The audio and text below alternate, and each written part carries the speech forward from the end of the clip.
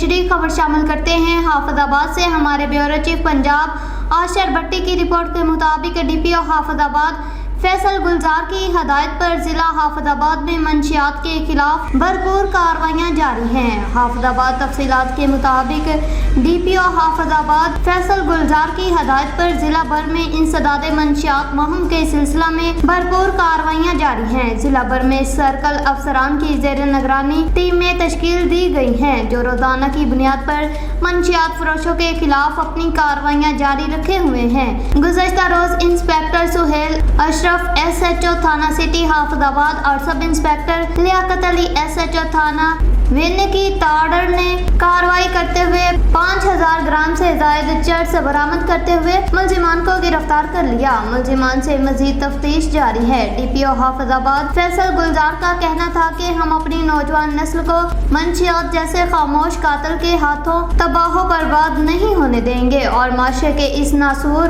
کو جڑ سے اکھاڑ پھینکیں گے۔ اب تک کے لیے اتنا ہی۔ دیکھتے رہیں کرائم ڈاؤن نیوز۔ اللہ حافظ۔